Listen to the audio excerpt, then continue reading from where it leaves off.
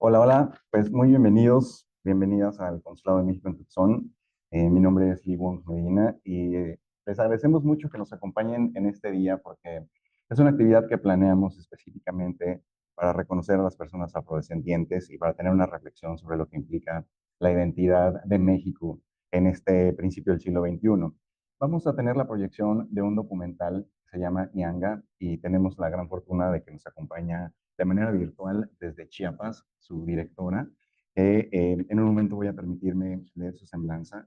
Pero antes de empezar, quiero dar las gracias al Instituto Mexicano de Cinematografía, particularmente a la Oficina de Vinculación Comunitaria, que de hecho está en Sonora, por haber facilitado no solo el material que vamos a ver, sino también el contacto con la directora en sí. Y por supuesto también quiero agradecer al equipo del consulado, empezando por Mauricio Osorio, que está detrás de cámaras, también a Judith Caballero y a Lía Rendón, que son los que hacen este tipo de eventos posibles. Entonces, me gustaría, antes de darle la palabra a la directora Medin Tebolde Serrano, leer un poco de su semblanza para que sepamos quién es. Ella es de origen eritreo mexicana, vive en Chiapas, México, y después de su formación en cine documental, empezó a preocuparse por contar las historias de otras personas. Desde entonces, se ha dedicado a acompañar procesos de video participativo y de comunicación comunitaria en México, Honduras y en Guatemala. El acompañamiento de estos procesos le reveló su propio proceso de construcción de identidad como mujer afrodescendiente y la llevó a dirigir su primer largometraje documental, Negra. Durante este proceso, Medin conoció la historia de Gaspar Yanga, un héroe afromexicano, lamentablemente muy poco conocido, y por eso decide hacer un cortometraje de animación inspirado en su biografía y titulado Nyanga. Es el cortometraje que vamos a ver hoy y es un homenaje a las personas afromexicanas cimarrones de ayer y de hoy. Con eso me gustaría, por favor, darle la palabra a la directora Medin. Estimada Medin, ¿cómo estás? Es un gusto saludarte de frontera a frontera desde Tucson. Hola, ¿qué tal? Mucho gusto. Muchas gracias por invitarme. Yo soy Medjim Tewolde Serrano. Vivo en Chiapas, aunque soy originaria de Tamaulipas. Em, y pues nada, muy contenta. Muchas gracias por invitarme, por invitar a la película. Y pues nada, espero que puedan verla, que les guste y nos vemos al final para conversar un poquito, contarles un poquito más y bueno, charlar. Muchísimas gracias. Va a ser un gusto también que la audiencia tenga la oportunidad de ver el cortometraje y empezar a hacerse las preguntas que te quiera plantear al final. Me gustaría también dar un poco más de contexto de por qué estamos haciendo esto en el consulado hoy. En primer lugar es porque son las afrodescendientes, pero además también estamos en el Decenio Internacional de los Pueblos Indígenas. Esta fue una conmemoración que se dictó en Naciones Unidas desde 2014 y de hecho el decenio concluye este 31 de diciembre de 2024. Y en este ejercicio de reflexión hay algo muy importante que creo que pasó desapercibido desde 2019 y es que hubo una reforma constitucional. En ese año se empezó a gestionar desde 2018. Pero no sé si ustedes recuerdan que a principios de los años 2000 se modificó también la Constitución para incluir el sentido de plurinacionalidad de los pueblos indígenas de México. En 2019 hubo un alcance a eso y entonces se incluye también el concepto de afrodescendencia, el concepto de afromexicanismo también en ese mismo artículo y también se los reconoce como elementos de la nación pluricultural que es México. Entonces, desde esa visión constitucional también nosotros queremos hacer este tipo de ejercicios para hacer visibles esta historia. Y no es desde una perspectiva punitiva de, bueno, es que está en la Constitución, hay que cumplirlo y demás, sino al revés. Lo que queremos es hacer ver la visión de los legisladores que en el ejercicio democrático nos representan a todas y a todos, para decir que, cuál es el México del siglo XXI y por qué es importante poner en el texto que define a la nación mexicana, que intenta asir ese concepto de nación mexicana, el concepto de afromexicanismo. Y parte de esa reflexión también implica ver por qué México hoy necesita recordar a sus afrodescendientes. Les voy a compartir unos breves pensamientos que tienen que ver justo con el periodo histórico en el que se desarrolla este cortometraje, porque tiene lugar durante la época del virreinato. En un ejercicio de memoria histórica, yo creo que lo que hay que recordar es que los afrodescendientes empiezan a llegar al territorio de la entonces Nueva España por lo que hoy llamaríamos factores estructurales, que eran básicamente la merma de la población indígena debido a las epidemias, pues de enfermedades que fueron importadas de Europa. Y la segunda fue que en 1542 la corona emite lo que se conocieron como las leyes nuevas, que básicamente impidieron que los indígenas fueran esclavizados. No se podía requerir a una persona indígena que trabajara a manera de esclavitud. Sí, obviamente hubo otras figuras como las encomiendas, pero nunca fueron formalmente esclavos. Entonces había una necesidad de importar mano de obra. Y la tercera, que es algo que se incorporó también en la identidad del México independiente, es que nunca se prohibieron los matrimonios ni las uniones de personas de diferentes orígenes étnicos. Esto lo que permitió es que hubiera muchísimo mestizaje y en el caso particular de las personas que habían sido traídas como esclavas, la esclavitud se transmitía por la vía materna. De manera que los varones que eran esclavos negros buscaban, por ejemplo, tener familia con mujeres indígenas para que sus hijos nacieran libres. Entonces, todo eso dio lugar a una mezcolanza bastante interesante en la época virreinal. Y para 1609 eh, se calcula que básicamente 75% de la población del virreinato era indígena, 2% era afrodescendiente, 1% era europeo y el resto era ya población que había tenido algún proceso de mestizaje. Entonces, pueden imaginarse ustedes todo lo que esto implicaba en una época de esplendor del virreinato, donde los gremios, la minería, la agricultura, el comercio, la navegación, pues estaba en su mejor época, por así decirlo. Y las contribuciones de las personas afrodescendientes eran básicas, eran elementales, desde la defensa del puerto de Acapulco hasta la ganadería en toda la parte que hoy es la costa de Veracruz. Así es que lo que intento decir es que ya había mucha presencia afrodescendiente y la hubo sobre todo en la región de las costas de lo que hoy pues, vendría siendo el estado de Guerrero, Oaxaca y por supuesto en toda la parte de Veracruz. Lo irónico de todo esto es que cuando llega la independencia de México, empezamos con un proceso de querer eliminar toda esta división basada en castas. Malamente o buenamente, al nosotros decir, bueno, todos somos iguales, se invisibiliza a los indígenas y se invisibiliza a las personas afrodescendientes. De hecho, los juzgados, sobre todo los juzgados civiles, dejan de tener procesos en lenguas indígenas, por ejemplo, a partir de 1821. Antes de eso sí podía haber procesos ante las cortes de las personas indígenas en sus mismas lenguas. Entonces, por muchas décadas, eh, pensamos o nos fuimos inclinando a, somos una nación mestiza, ¿no? Y mestiza entendida como básicamente peninsular o mezcla de español con indígena. Al inicio del siglo XX eso continúa con el tema de la raza cósmica, todo el tema del pensamiento vasconcelista, y durante todo el siglo XX nos quedamos como en ese gris, ¿no? En el que pues hay resabios todavía hasta hoy de personas que a lo mejor son juzgadas muy severamente porque tienen un cabello excesivamente rizado, porque su tono de piel es muy oscuro. Y lo importante de esto es que la melanina no es destino, y creo que México lo está probando no solo con la migración que está llegando hoy, sino también con cómo estamos gestionando esa migración y este tipo de ejercicios, no nada más que hacemos aquí en el consulado, sino que directoras y directores han puesto en escena y han puesto a disposición de todos y de todas para que pensemos realmente qué es lo que implica en el siglo XXI decir que no es afrodescendiente. Así hecho, está concluyendo ahorita después de estos 6 años y este fondo estaba pensado para apoyar particularmente a directoras y directores que fueran indígenas o afrodescendientes, ¿no? Y darles como esa oportunidad de producir las narrativas que ellos quisieran desde la perspectiva de sus comunidades de origen. Es decir, no tienen que tener una temática en sí indígena o afrodescendiente, pero sí era un requisito para recibir fondos de esta iniciativa que la persona fuera de sus orígenes. Así es que pues con eso, bienvenida de nuevo, Metin. Eh, Estamos ya viendo todos aquí en la audiencia en Tucson. Eh, Ahorita podremos escuchar también de ellos, pero particularmente déjame felicitarte. Creo que es una historia muy noble, muy sintética, pero al mismo tiempo muy vigente, muy permanente y que, pues, por supuesto, debe llevarnos a reflexionar no nada más de lo que ocurre en México, sino en cómo nosotros nos comportamos hacia muchos segmentos sociales que a lo mejor ni siquiera sabemos que han tenido una historia completamente diferente a la nuestra, a pesar de haber convivido en espacios geográficos, en espacios temporales simultáneos, ¿no? Y pues para empezar esta conversación y abusando de que yo tengo el uso de la palabra, quisiera empezar pues, a lo mejor hacerte esta primera reflexión, esta primera pregunta, ¿no? Obviamente todo el cortometraje tiene un sentido de libertad que permea, es lo que está de principio a fin.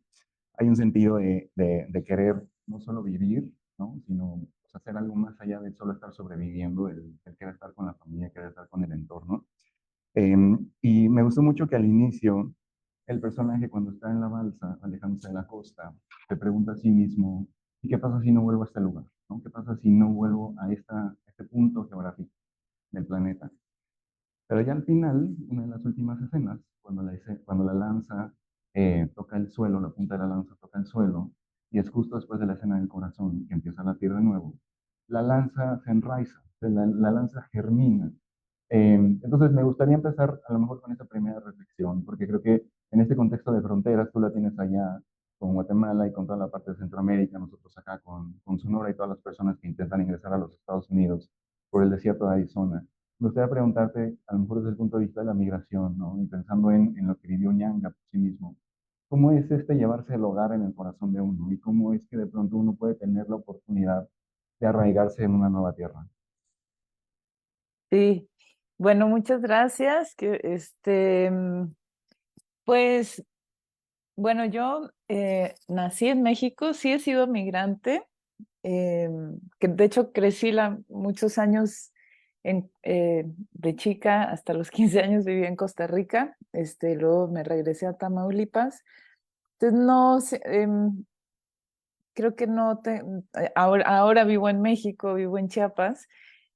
Creo que la migración es bueno, es una práctica tan contemporánea, eh, de hace tantos años también, o sea, es una práctica que siempre ha existido, vaya, ¿no?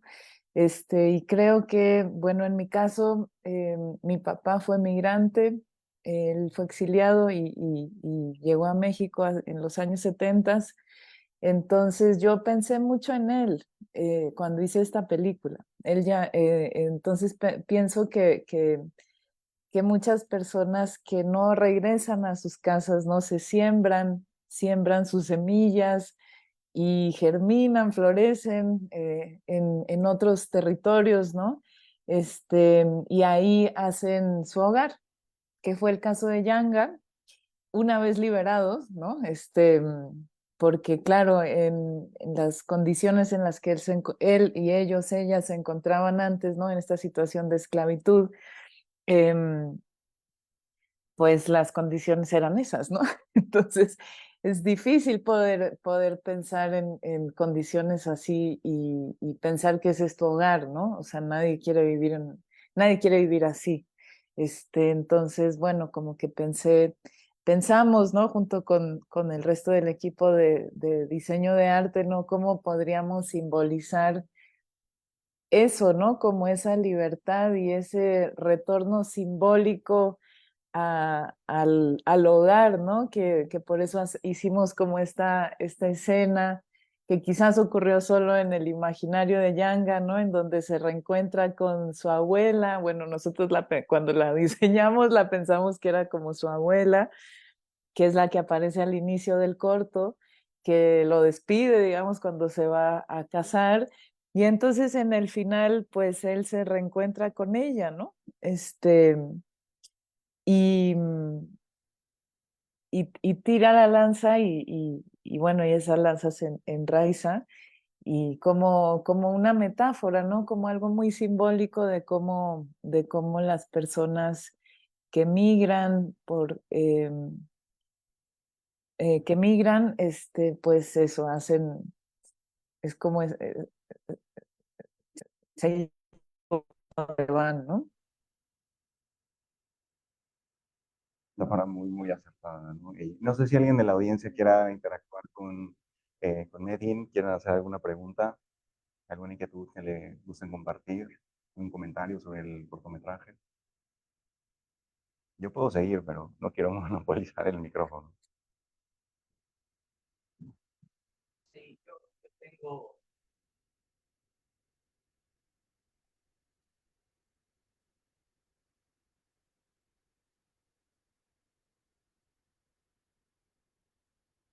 sí, ¿me escuchan? No, Tengo una pregunta.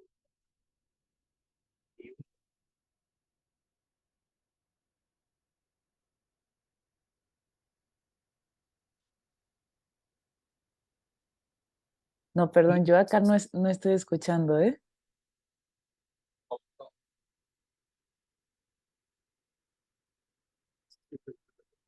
No hay cuidado. Bueno, voy a volver a repetirme. Gracias. Espero que me escuche esta vez. Ahora sí, ¿Sí me escucha? Sí, ahora sí. Sí, sí, sí lo escucho.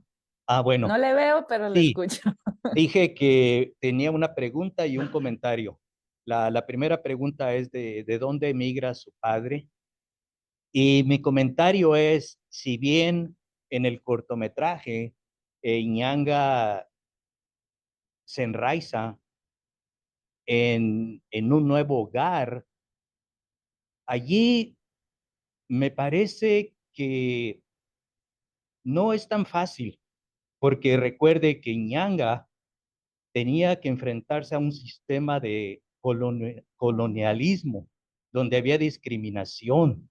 Entonces la lucha de los afrodescendientes tuvo que haber continuado por muchos años hasta el presente. Nosotros sabemos que hay prejuicios y discriminación. Eso es todo. Gracias. Gracias. Mi Adelante. padre migró de Eritrea, que es un país pequeño en el Cuerno de África al lado de Etiopía. Perdón, es que Yo no, no soy, lo escuchamos. Danos un segundito. ok. A ver, intenta, por favor. ¿Ahora? ¿Bien? ¿Me escuchan? ¿Bien? ¿Sí? ¿Sigo hablando? Contesto. No.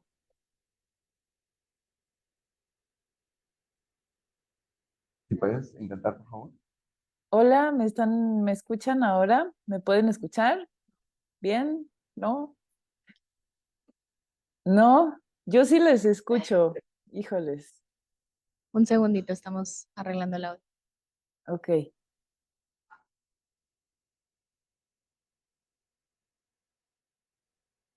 Voy a intentar leerte los labios y yo traducir.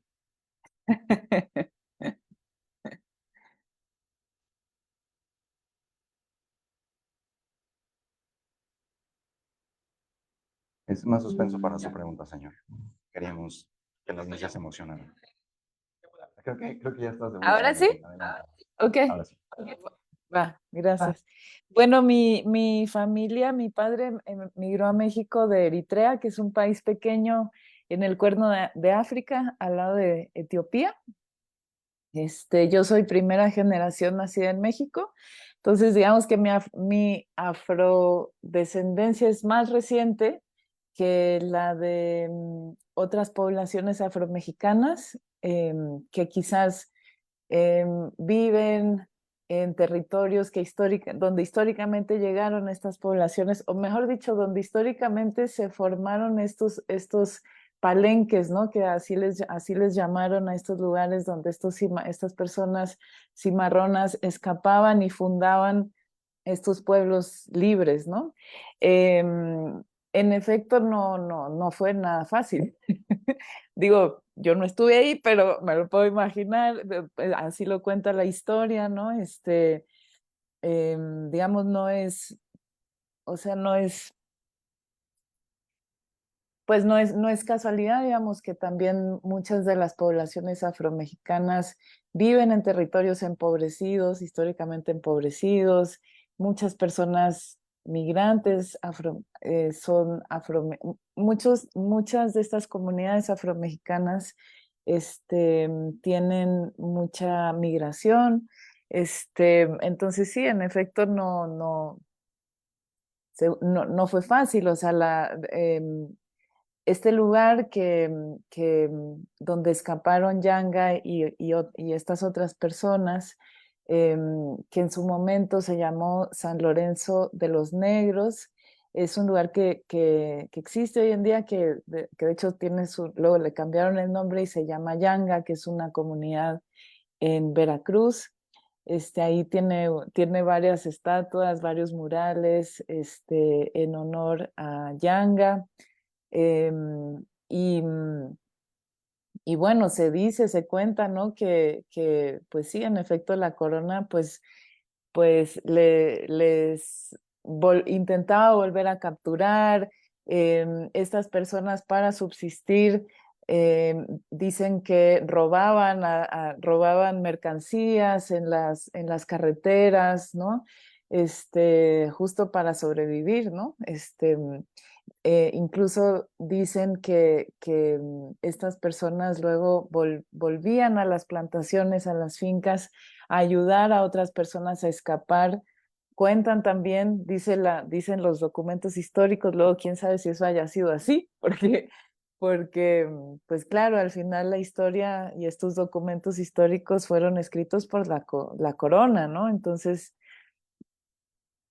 pues no sé si a veces puede ser tan fiable esta información, pero bueno, cuentan que llegaron a un acuerdo incluso, ¿no? Con esta comunidad, con Yanga y su pueblo, que era que ellos iban a dejar de recibir cimarrones en su comunidad y que la corona les iba a reconocer como pueblo libre. Si fue así, no fue así, no lo sé, pero así cuenta la historia, ¿no? Entonces sí, en efecto fue, o sea, luego hubieron muchos otros palenques y esta historia de Gaspar Yanga no es, yo digo que no es exclusiva de México, o sea, en todos los lugares donde hubo esclavitud, donde trajeron personas, donde trajeron personas secuestradas de África para trabajar como personas esclavizadas en América Latina y el Caribe, en todos estos territorios hubieron muchos yangas, muchas yangas, ¿no? Entonces hay historias como Yanga en Colombia, en Brasil, en Honduras, en Belice, o sea, en todos los lugares donde hubieron personas negras que fueron esclavizadas, pues todas querían ser libres. Entonces todas querían escapar y algunas lo consiguieron y algunas fundaron como estos palenques, ¿no? Estos pueblos libres, ¿no? Que además fueron muy importantes pues en los procesos de independencia de muchos de estos países, ¿no? Y bueno, pues ahí, no sé, yo cuando conocí la historia de Gaspar Yanga fue relativamente hace poco. Mi primera película se llama Negra, que es una película que es un largometraje documental que habla sobre racismo y sobre lo que implica vivir en México como mujer negra.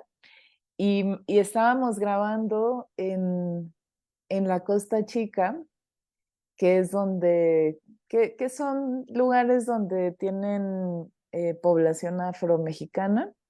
Y ahí fue donde escuché por primera vez de la historia de Gaspar Yanga. Y la verdad me conmovió mucho y me sorprendió mucho. Creo que lo que más me impactó fue pensar, ¿por qué yo no conocí esta historia antes? O sea, esto es importantísimo. Y sobre todo, haciendo referencia a lo que decía el cónsul hace rato, ¿no? O sea, apenas en el 2019 bueno, en el 2019 fue reconocida la población afromexicana en la Constitución y en el 2020, por primera vez en el censo poblacional, se incluye esta categoría en el censo, valga la redundancia, ¿no? Entonces, digamos y apenas, ay, ahorita ya no me acuerdo exactamente el número, pero creo que salió un 2 punto algo por ciento de la población que se reconoce como afromexicana. Y por supuesto que es más grande, es mucho mayor.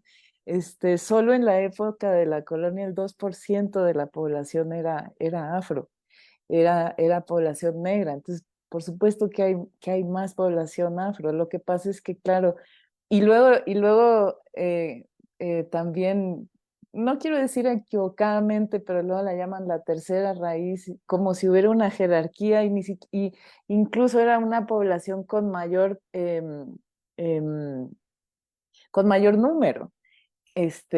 Pero bueno, y a lo que iba es a que hay mucho desconocimiento sobre la presencia de la población negra en México y se conoce muy poco sobre nuestra historia, ¿no?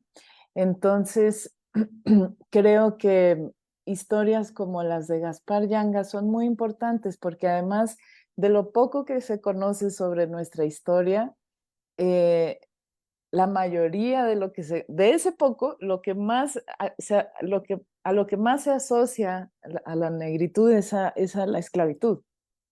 Y creo que es importante primero entender que nuestra historia no empieza con la esclavitud. Por eso para mí era muy importante mostrar cómo Yanga tenía una vida antes. Todas estas personas tenían una vida antes, vivían en otros lugares que eran reinos, reinados, ¿no? Incluso dicen que Gaspar era un príncipe en el antiguo imperio de Ghana. Dicen, pero no lo sé, es lo que he investigado, ¿no? Este, entonces, nuestra historia no empieza en la esclavitud y la esclavitud fue, fue a lo que fueron sometidas estas personas, ¿no? Entonces me parece que se ha hablado mucho, se han hecho muchas películas sobre la esclavitud, sobre todo en Hollywood. Este, y a mí, la verdad, yo ya no, yo decía, yo no quiero hacer una película que hable sobre esclavitud. Me parece que es importante cambiar la narrativa y mostrar el otro lado. O sea, fueron personas que resistieron, este, que se rebelaron y que se liberaron, que es muy diferente, ¿no? Como a esta mirada tan victimista que a veces se hace sobre los cuerpos negros de esa época, ¿no? Que en las películas, en los relatos, ¿no? Se muestran, o sea, yo ya no sé cuántas veces he visto, ¿sabes? Los latigazos, las heridas, ¿no? Que fueron reales, o sea, eso existió y es terrible, ¿no? Em, pero a mí me parecía que era importante como cambiar la perspectiva, ¿no? O sea, fueron personas, eso, que resistieron, que se rebelaron y que se liberaron. Y ahí, y en eso yo sí me quiero reconocer, yo quiero que mi hija crezca sabiendo que esa es su historia, ¿no?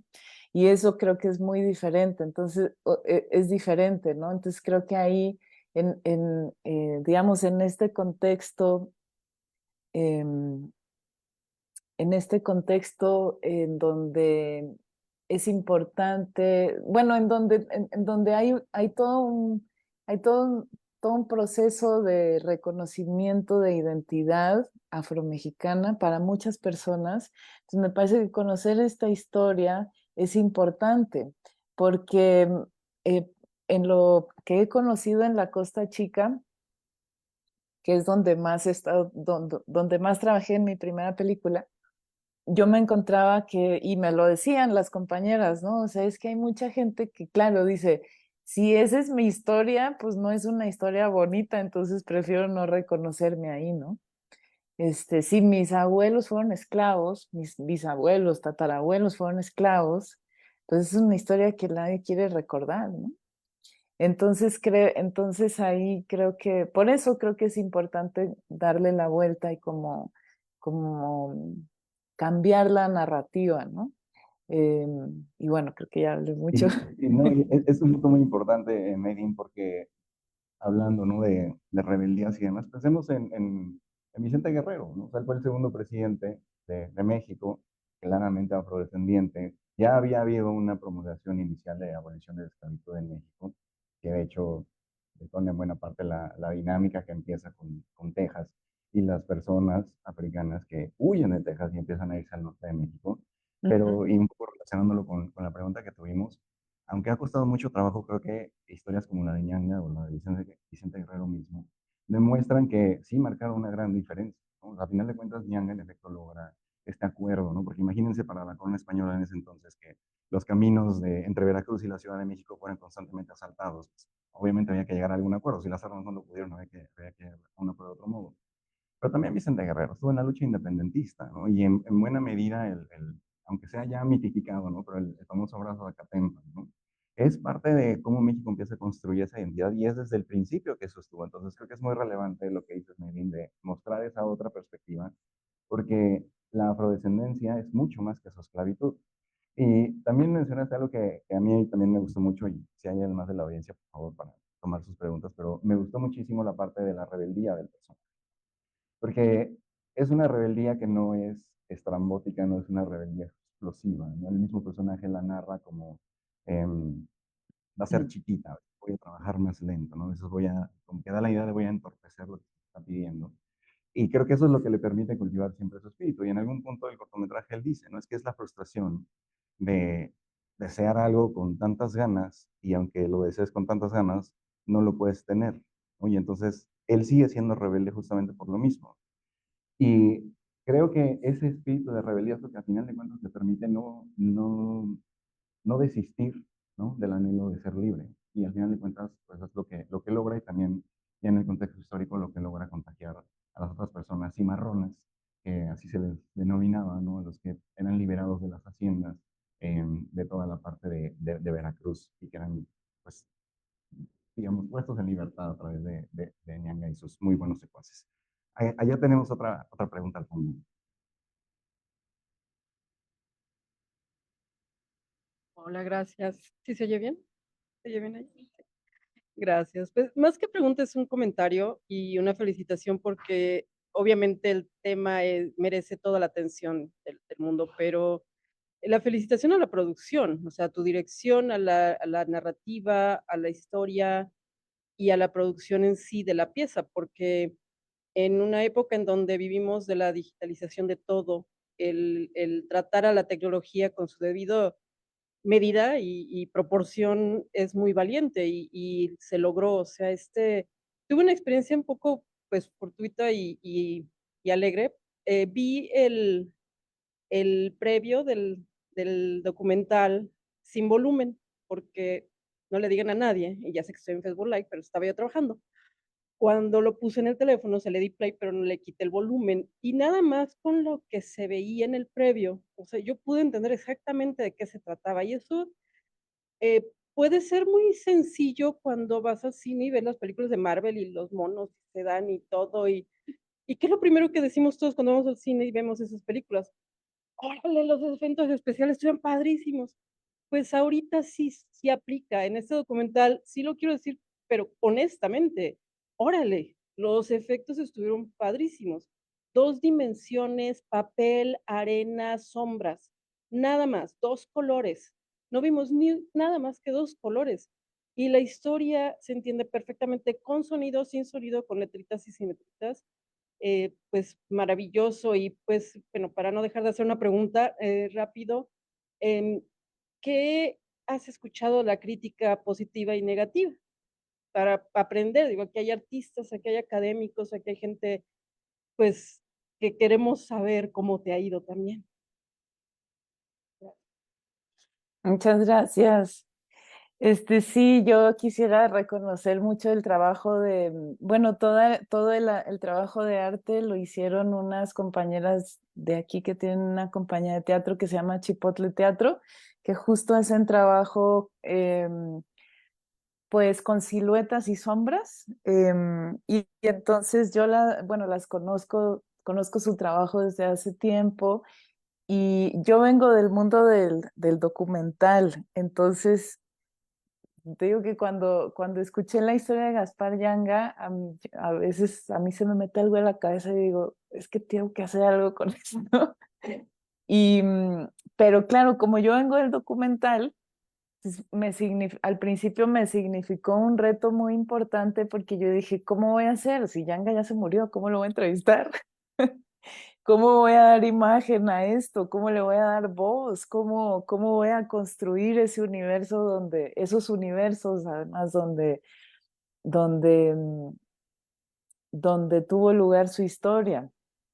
Entonces, ahí empezó como el primer reto y bueno, pues fui a ver un día una obra de teatro de estas compañeras y supe que iba a hacer con ellas. O sea, dije, no, esto le veo potencial.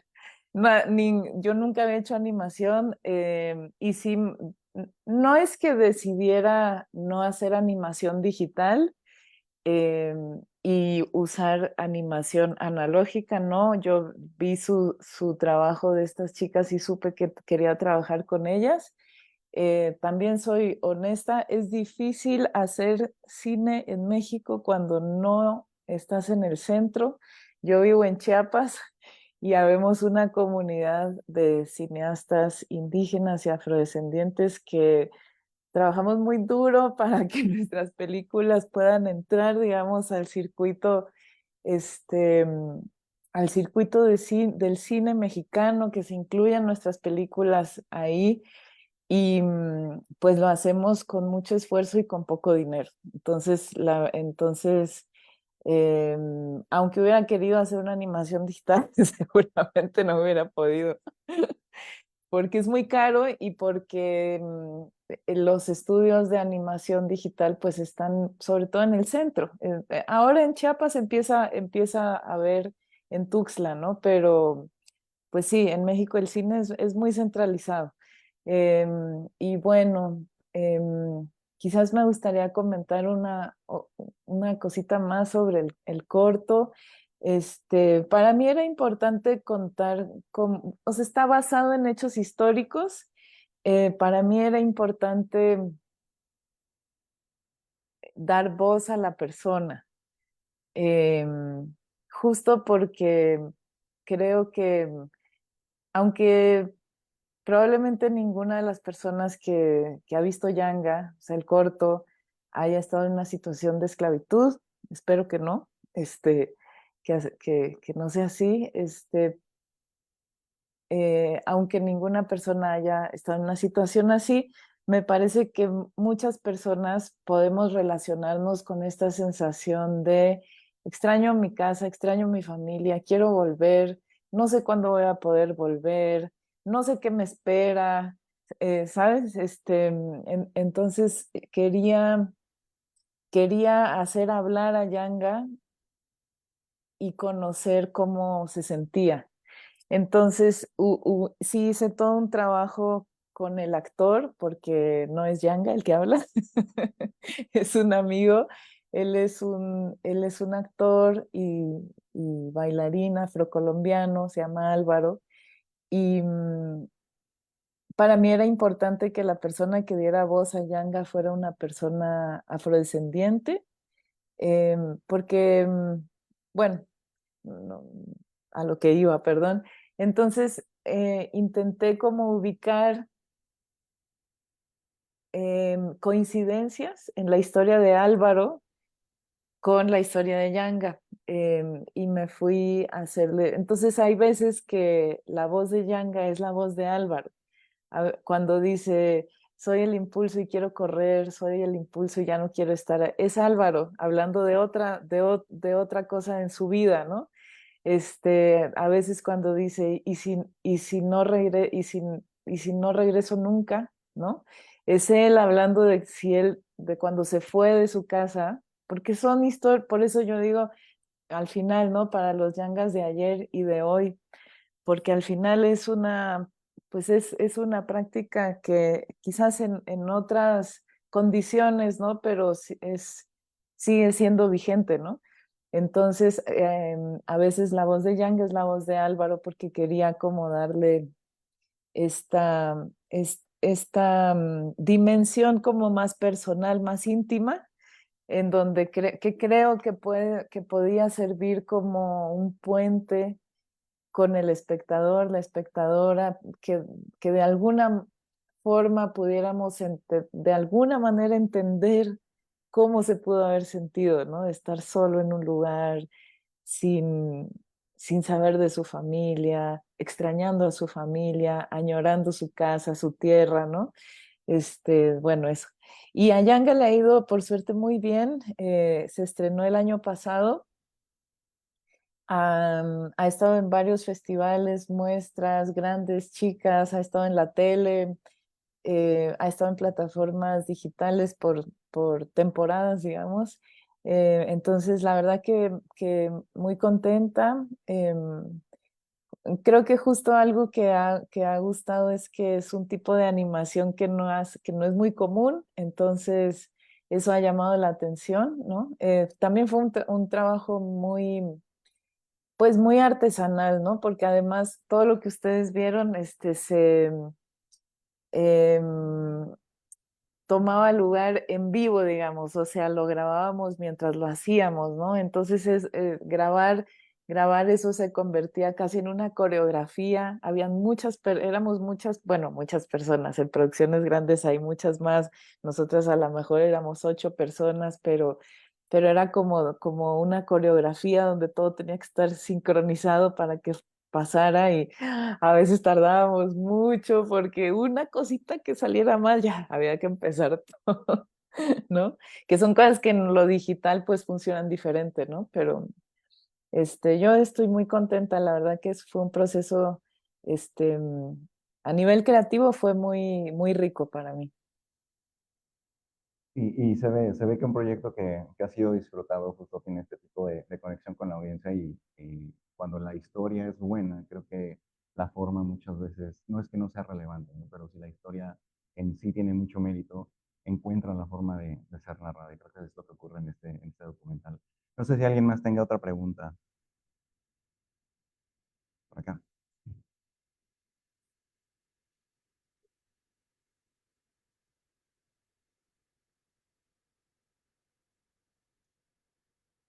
O primero que nada, Medines, felicitarte. Un trabajo extraordinario, me pareció muy, muy bueno. Yo trabajo en la Universidad de Arizona y trabajo con mujeres indígenas y afrodescendientes y me llama mucho la atención y creo que lo que estás haciendo, digo, no es un granito de arena, es un puño de arena que necesitamos nosotros. Bueno, mi pregunta es, ¿cómo dar a conocer a mí esto, por ejemplo, en comunidades o en estados como por ejemplo Sonora, donde la población afrodescendiente es mínima, que no hay un reconocimiento? Si tú dices, por ejemplo, el 2019 fue la primera vez que se introdujo, o sea, para dar en la Constitución, no sé si fue esto, pero por ejemplo en comunidades como Sonora, donde no hay comunidades o es una mínima, pero mínima, ¿cómo das a conocer tu trabajo? Y digo, yo trabajo con comunidades y he trabajado con chicas que están haciendo también, tratando de hacer documentales en Coyolillo, Veracruz, que seguro tienes conocimiento de ello, y que están luchando ellas por recuperar o por traer las tradiciones, o sea, de la comunidad. Pero mi pregunta es esa, ¿cómo llevas esto a las comunidades donde no son visibles? Ujú. Pues siempre, bueno, sí, la semana pasada estuvo ahí en Casa Coyolillo con las compañeras que también tuvieron un proceso de formación en cine, video y presentaron ahí su corto. Están ahorita con una muestra de cine que dura un mes, creo. Y bueno, yo o sea, pues trabajo con una casa productora que se llama Terra Nostra Films, que está aquí en Chiapas. Somos varias personas, bueno, yo soy la única persona afrodescendiente, las demás personas son directores, directoras tzotziles y celtales, sobre todo. Y hacemos mucho trabajo de distribución y difusión. Em, el mes pasado, por ejemplo, varias de nuestras películas fueron parte de una muestra que se llamó Muestra de Cine de Pueblos Originarios y Afrodescendientes. em, y pues se vio en muchas salas y se proyectó en muchos lugares en México. Y, y pues nada, yo siempre también muy abierta, por suerte nos piden mucho nuestros trabajos y pues siempre con mucho gusto los compartimos, ¿no? Cuando no siempre podemos estar ahí para presentarlos, ¿no? Pero sí, siempre muy abiertas, pues para eso hacemos las pelis, para que se vean. ¿Sí? Y las disfrutamos mucho, ¿no? Y a lo mejor uno de los hilos conductores en los territorios de lo que hoy es México, ¿no? Incluyendo el norte, a lo mejor Yucatán, pues es esta dimensión social, ¿no? Que aborda muy bien el cortometraje de cómo se ve lo afro, o sea, cómo se interpreta lo afro. Creo que justo el concepto de aquí no hay afro es algo que ha ocurrido mucho tiempo en México, igual que aquí no hay asiático, igual que aquí es mestizo, aquí no hay indígena puro, ¿no? A lo mejor este también es el hilo conductor y este tipo de producciones son muy valiosas por lo mismo, porque le dan una oportunidad a la persona de reflejarse, aunque no sea la realidad, ¿no? Como ya dijimos, nadie quiere ir a molestar a su tumba ñanga, o sea, aunque no sea la realidad temporal, la realidad geográfica, pero le permiten a la persona tener estos diálogos y decir, oye, quien habló en español, quien habló es una directora que es mexicana, ¿no? Es una producción muy reciente, no estamos viendo algo a manera a lo mejor descriptivo, sino es algo realmente narrativo. Y ahí es que a lo mejor donde puede haber esta conexión entre cómo nos vemos en muchas partes de México y lo que refleja en sí el cortometraje. Tenemos tiempo para una última pregunta. No sé quién más quiera interactuar con la directora. Por allá.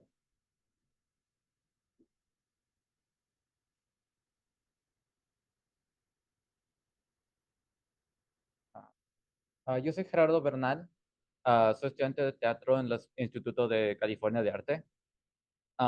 Yo quiero preguntar estuviste hablando de los tipos de historias que te cuenta con todas las películas cuando tienen que ver mucho con los esclavos. Y solo quiero preguntar rápido si tú tienes como una idea de por qué no se cuentan estos tipos de historias, como el que enseñaste aquí con Yaga.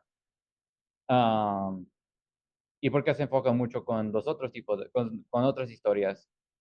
Y la Ujú. segunda, solo para como la gente aquí, la gente que están viendo, am, si tú puedes recomendar o si sabes de unos lugares que gente puede ir a ver otras películas o libros o medias que pueden gente ver para poder exponerse más a estos tipos de historias, a estos cuentos y a estas experiencias también. Sí, muchas gracias. A ver, voy a hablar del cine, que es como lo que más, quizás lo que más conozco o en lo que más me acerco, ¿no? Creo que en México, digamos, en la época del cine de oro mexicano, sí habían representaciones negras, habían personajes negros o negras en las películas, ¿no? Fue una época muy importante en el cine mexicano, ¿no? Que no solo se veía mucho en México, sino en otros lugares también, ¿no? ¿Qué pasaba?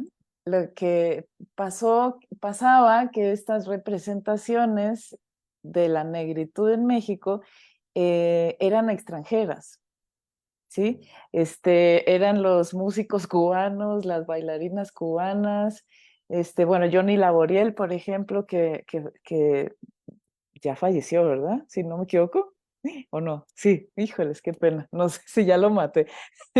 Bueno, él era hondureño, ¿no? Entonces, como que lo negro se representaba con esta mirada de lo extranjero. Em, Después, yo diría que no hubieron muchas más representaciones en el cine de lo negro en México. Luego, digamos, en la televisión sí hubieron más, en la televisión comercial, ¿no? Hubieron personajes muy famosos como el niño Cirilo de la telenovela de los 80s, 90s, no recuerdo, que se llamó Carrusel. Estaba Memín Pinguín, el negrito Bimbo, ¿no? Como y todas como representaciones que ridiculizaban a la identidad negra, ¿no? Este, mm, Diría que la primera película que retrata una población afromexicana es una película que se llama La Negrada, de un director oaxaqueño que ahorita no recuerdo su nombre, que salió en el 2019, si no me equivoco. Fue una película un poco controversial con la población afromexicana, también soy sincera. ¿Por qué? Porque cayó mucho en el estereotipo, ¿no? De la familia de la costa, del hombre que no se hace cargo de la familia. Cayó en muchos estereotipos y entonces fue muy controversial entre la comunidad afromexicana, sobre todo como de las organizaciones, de los activismos afromexicanos. Un poco controversial. Este,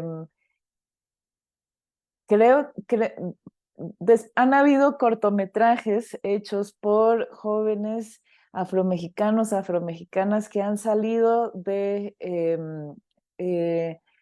espacios de formación, sobre todo impulsados por Ambulante Más Allá, por ejemplo, o el CCC con Patas, que fue un proceso de formación impulsado por el CCC.